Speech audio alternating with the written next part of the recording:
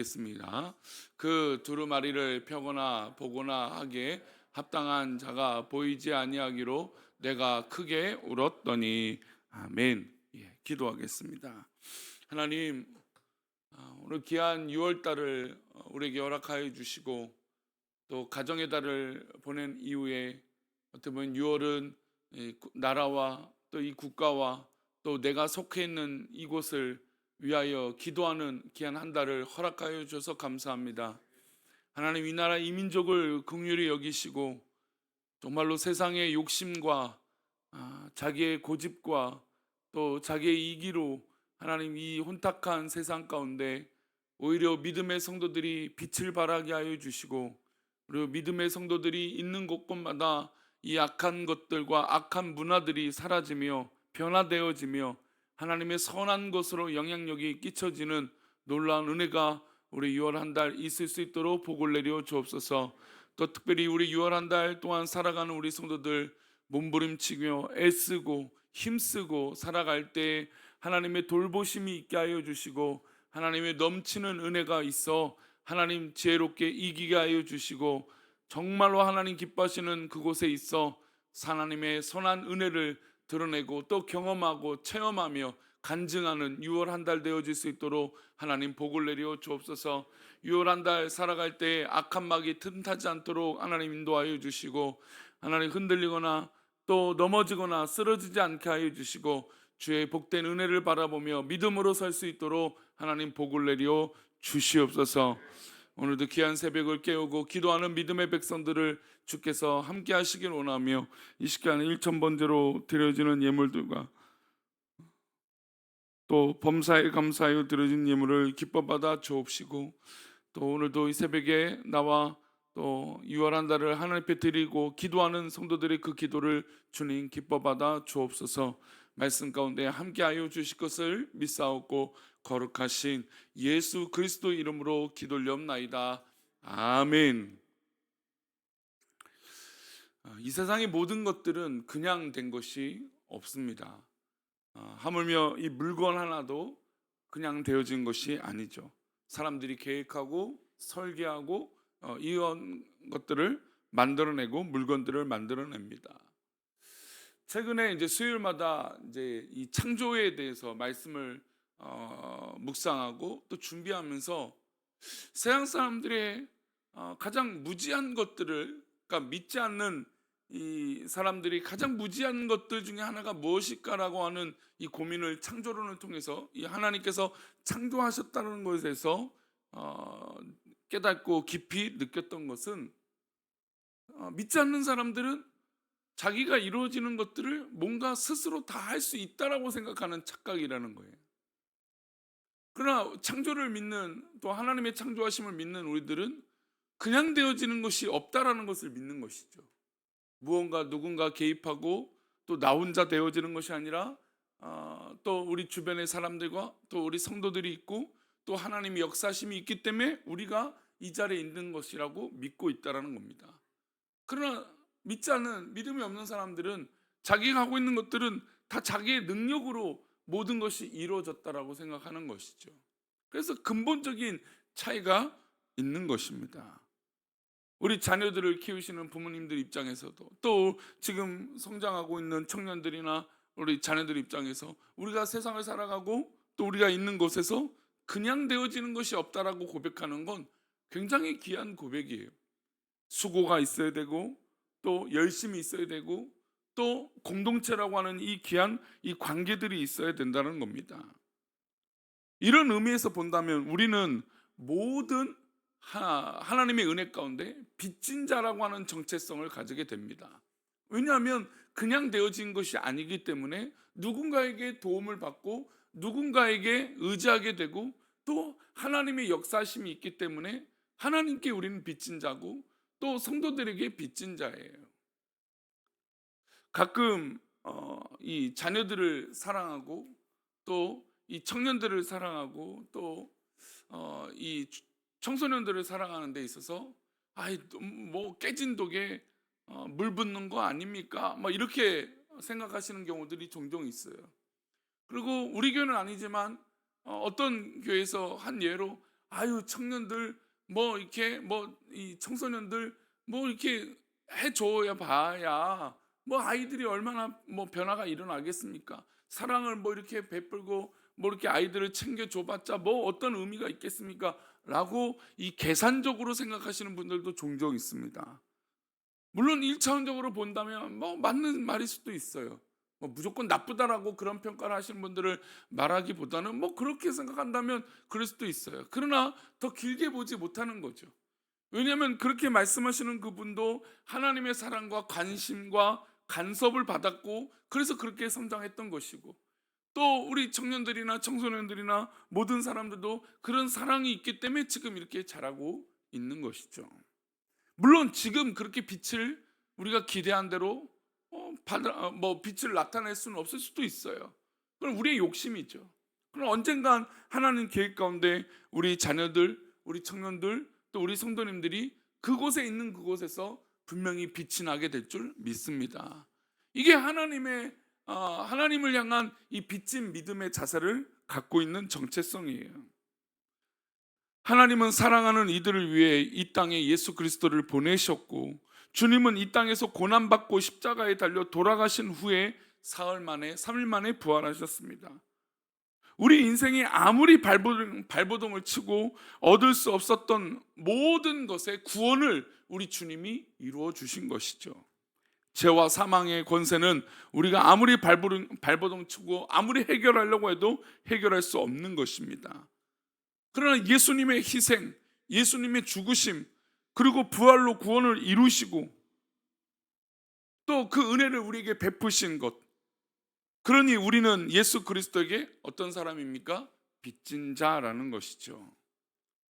오늘 본문에서 사도 요한은 예수님께서 이 세상을 통치하시고 우리의 기도를 받고 계시니 우리는 우리 예수님께 찬양과 경배를 드리는 것이 마땅하다라고 말씀드리고 있습니다. 우리가 6월에 이 새벽에 왜 특별 새벽 기도를 드릴까요? 뭐 이렇다고 해서 뭐 특별한 일이 뭐 그렇게 갑자기 막 일어나기도, 뭐 물론 하나님 역사하시면 분명히 그럴 것을 믿고 있고 저 또한 그렇게 기도하고 있지만 막 극적인 변화가 뭐 우리 가운데 일어나겠습니까? 그러나 그럼에도 불구하고 우리가 이렇게 새벽에 나와 기도하는 것은 하나님께서 그 길을 열어주시는 것을 우리가 믿기 때문이에요. 우리가 아무리 발버둥 치고 아무리 노력해도 안 되는 그 한 반을, 그 한 틈을, 한 방향을 우리 하나님께서는 바꿔주시는 분이시기 때문인 것이죠. 사도 요한이 환상 중에 하늘의 열린 문을 봤습니다. 그는 열린 문으로 들어갔어요. 사도 요한이 그 열린 문으로 들어갔습니다. 보좌가 있었고 보좌에 앉으신 분이 계셨는데 그분이 바로 하나님 아버지셨습니다. 하나님께서 보좌에서 이 세상을 통치하고 계셨고 보좌 주위에는 24장로들이 있었습니다. 24장로들은 구약의 성도들, 신약의 성도들을 표현하고 있는 표현이죠. 그런데 보좌에 앉으신 하나님 손에 뭐가 있었냐면 두루마리가 있었습니다. 그런데 이 두루마리에 인봉이 이게 이제 예를 들어서 스티커가 붙어 있어서 이 스티커가 떼면 이 두루마리를 펼칠 수가 있어요. 근데 사도 요한이 그걸 보는데 이 스티커를 떼는 사람이 아무도 없는 거예요. 뗄 자가 없었던 것이죠. 그래서 사도 요한이 막 안타까웠어요. 저것만 떼면 하나님 손에 달려있는 저 두루마리에 있는 글들을 읽어볼 수 있을 텐데 아무도 없는 것이죠. 이 두루마리에 기록된 말씀을 읽고 싶으나 아무도 열 자가 없었습니다. 그래서 사도 요한이 통곡을 하는 것이었어요. 4절 말씀인데요, 그런 의미로 다시 보겠습니다. 그 두루마리를 펴거나 보거나 하게 합당한 자가 보이지 아니하기로 내가 크게 울었더니. 그렇습니다. 사도 요한은 지금 울고 있어요. 왜냐하면 저 인봉을 떼고 저 하나님 손에 있는 저 두루마리를 읽고 싶은 거예요. 근데 아무도 그거를 해결할 자가 없었던 겁니다. 그런데 그때 장로 중에 한 사람이 말하기를 인봉을 뗄 자가 있다라고 말한 거야. 우리 5절입니다. 5절 함께 읽겠습니다. 장로 중에 한 사람이 내게 말하되 울지 마라. 유대 지파의 사자 다윗의 뿌리가 이겼으니 그 두루마리와 그 7인을 떼시리라 하더라. 유다 지파의 사자는 누구이십니까? 바로 하나님 아들 예수 그리스도를 말씀하고 계십니다. 그러니까 즉 그 인봉을 떼실 유일하신 분이 바로 예수 그리스도라는 겁니다. 우리가 6월 한 달 하나님 앞에 이렇게 기도하고 기대하는 것은 우리의 모든 문제와 우리의 모든 기도의 방향과 우리가 바라고 있는 모든 이 문제의 해결은 예수 그리스도로부터 있기 때문인 것이에요. 의심하지 말고 기도해 보십시오. 우리 주님께서 그 인봉을 떼시면 분명히 물론 이 두루마리와 이제 이 요한계시록의 5장 이후에는 심판이 나옵니다. 그럼에도 불구하고 심판이 저는 저주와 또 우리 믿음의 백성들에게 나쁜 것이라고만 생각하지 않아요. 오히려 이 고난과 환난을 통하여 하나님은 우리를 단련시켜 주시고 하나님의 이 약속, 즉 예수님이 다시 오심을 분명히 이루어 주실 것이기 때문이에요. 고난이 있다면 예수님은 분명 다시 오실 것입니다. 그러니 그 고난은 단순히 우리가 걱정하고 염려하는 대로 이 요한계시록이 두려운 것이 아니라 오히려 우리에겐 소망이 되는 것이죠. 그래서 인봉을 떼실 유일한 문, 우리 7절에서 그렇게 말씀하고 있습니다. 함께 읽겠습니다. 그 어린 양이 나와서 보좌에 앉으신 이의 오른손에서 두루마리를 취하시니라. 하나님은 아들이신 그리스도에게 두루마리와 인봉을 떼라고 건네 주셨습니다. 두루마리는 무엇이며 두루마리 인봉을 예수 그리스도에 뗄 수 있는 이유가 뭘까요? 바로 두루마리는 이 세상을 통치하시는 이의 통치와 능력을 말하는 거예요. 예수님께서 그런 능력을 가지고 계신다는 것이죠. 이 세상 모든 만물을 창조하시고 또 우리를 죽기까지 사랑하시는 우리 예수님께 그 능력과 권한이 있다라는 것입니다. 그런데 왜 이 상징적인 이 상징이 이 사도 요한에게 비춰졌냐면 그 당시 많은 사람들이 이걸 가지고 갈등했던 거예요. 분명히 교회를 다니고 신앙생활하고 초대교회 믿음의 백성들은 우리 예수님이 우리의 문제 해결해 주실 분이고 우리 하나님의 모든 것을 해결해 주실 분입니다라고 믿었어요. 그런데 신앙생활 할수록 뭐가 있냐면 그 당시 로마의 황제였던 도마티우스가 너무나 큰 핍박이 있는 거예요.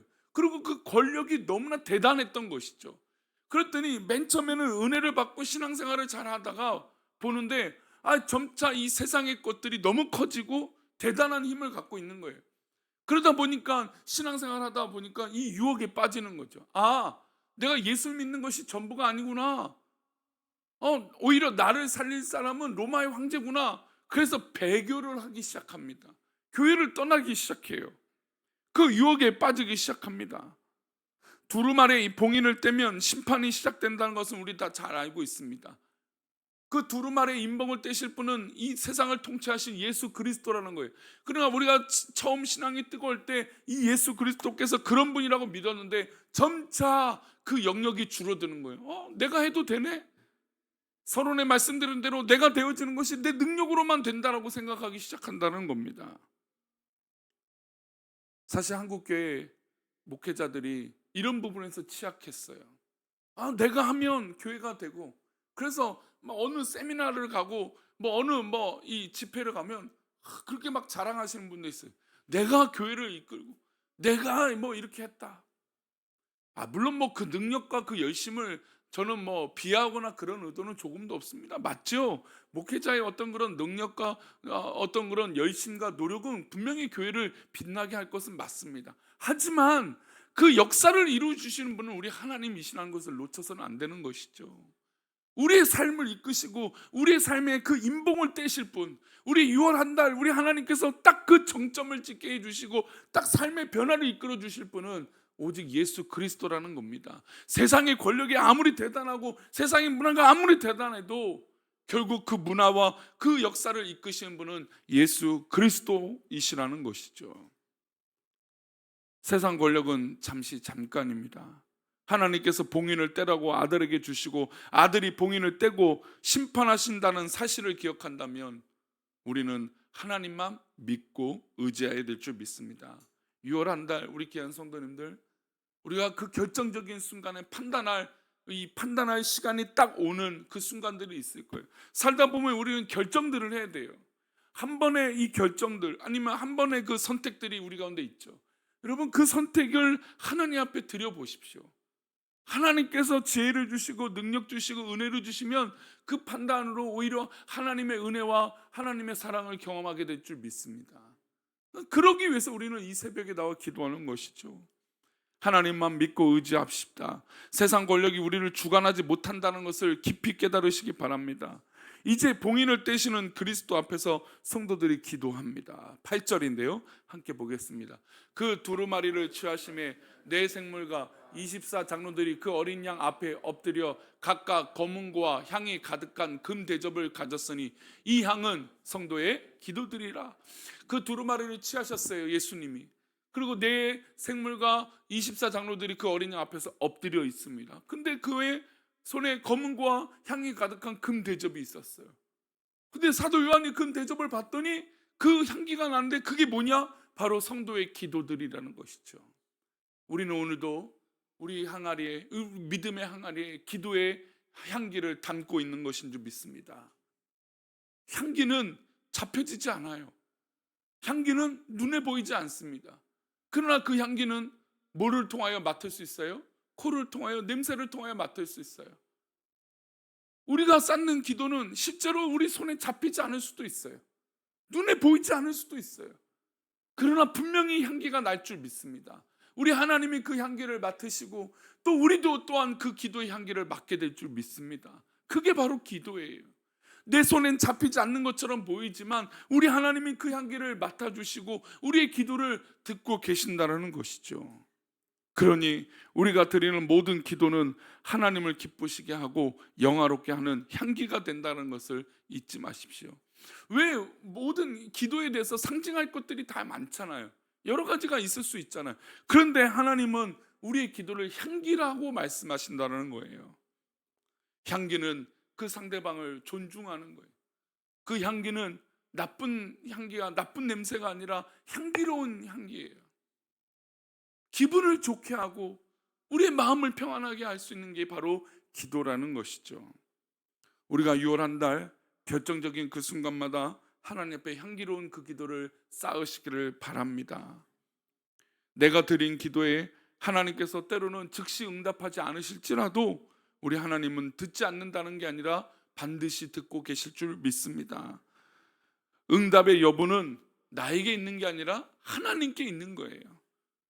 우리가 드린 모든 기도는 금 대접에 담겨서 지금도 하나님을 기쁘게 하고 있다는 것을 잊지 마시고, 우리가 6월 한 달 하나님 앞에 건강하게 복되게 살겠다라고 하는 이 놀라운 은혜가 이 금 대접 가운데, 우리의 기도 가운데 담겨지기를 축원합니다. 그리고 마지막으로 천국에서 성도들은 하나님 앞에 계속해서 예배를 드리고 찬양합니다. 우리 11절과 12절인데요, 함께 보겠습니다. 내가 또 보고 들음에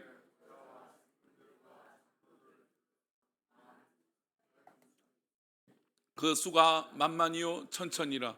그 음성으로 이르되 죽임을 당하신 어린 양은 능력과 부와 지혜와 힘과 존귀와 영광과 찬송을 받으시게 합당하더라 하더라.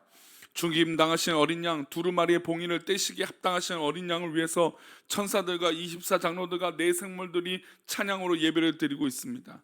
천상에서 항상 있는 것은 예배예요. 예배는 설교도 없고 성경 공부도 없고 이 천국에서 드려지는 건 오직 찬양만이 있는 것이에요.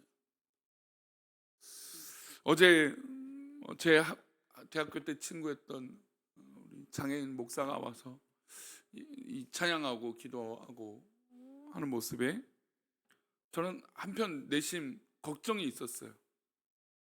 물론 친구로서는 좋고 하지만 조금 장애가 있기 때문에 뭐 아시다시피 이 손도 잘 움직이고 손가락을 자유롭게 그러니까 이게 힘은 있지만 젓가락도 새 젓가락은 못 써요. 그러니까 이게 미끄러져서 나무 젓가락이나 거칠한 걸 써야 겨우 이 젓가락질을 할 수 있습니다. 그래서 원고나 이런 것들을 하는 것도 굉장히 불편하고, 그리고 행동도 자연스럽지 못합니다. 장애가 있는 분들과 대화하다 보면 뭔가 이렇게 일상적이지 않잖아요. 반응들이. 그러니까 눈빛도 그렇고, 그러니까 듣는 사람으로서 되게 좀 불안할 수도 있고 뭔가 조금 불편할 수도 있다. 그러니까 건강할 때를 제가 아니까 건강한 후와 건강하지 못한 이 모습을 제가 비교해서 알고 있으니까 우리 성도들이 좀 이게 집중하지 못하고 또 혹시 은혜 받지 못하면 어떡할까 했는데, 그 찬양의 목소리를 뭐 같이 할 때는 몰랐어요. 근데 그 친구가 설교를 하다 그 설교 내용에 맞는 찬양들을 읊조리고 부르는데 저에게 감동이 있었어요.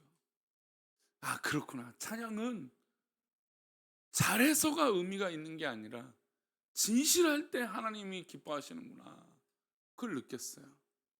우리 성도님들의 삶 가운데 주어지는 그 순간에 무엇보다 하나님을 찬양하십시오. 진실하게 찬양해 보십시오. 우리 하나님께서 그 찬양을 기뻐 받아주시기도 하지만 저는 우리 성도들이 영원히 자유할 줄 믿습니다. 믿음이 자유하고 성도들이 삶이 자유하게 될 줄 믿습니다. 그러니 오늘도 처해 있는 그곳에서 혹시나 판단하고 무엇을 결정할 때 기도도 하겠지만 찬양도 한번 해보십시오. 내 입술에서 찬양이 나올 때 하나님께서 기뻐 받아주시고 이 마지막 때에 정말 그냥 되어지는 것이 아니라 하나님의 역사하심으로 이루어질 줄 믿습니다. 기도하겠습니다. 하나님 아버지, 우리 6월 한 달 우리의 삶에서 그냥 되어지는 것이 아니라 하나님이 선하시고 인도하신 놀라운 은혜로 우리의 삶이 하나님 앞에 인도받기 될 줄 믿습니다. 오늘도 우리가 기도의 향기를 드러내게 하여 주시고 찬양의 향기를 쌓게 하여 주시옵소서. 그래서 우리 삶에 있는 모든 지경의 고민들과 기도의 제목들이 하나님 기뻐하시는 것으로 채워지게 하여 주시고 주의 놀라우신 은혜로 승리할 수 있도록 하나님 복을 내려 주옵소서. 어떤 기도 제목이든 주의 선하신 뜻대로 순종하며 기도하는 은혜가 있게 하여 주셔서 6월 한 달 복되고 참 감사한 한 달 되어질 수 있도록 하나님 복을 내려 주시옵소서. 우리와 함께 하시고 우리를 돌보시고 정말 우리와 동행하여 주실 것을 믿사옵고 6월 한 달 축복하여 주실 것을 믿사오며 거룩하신 예수 그리스도 이름으로 기도 올리옵나이다. 아멘.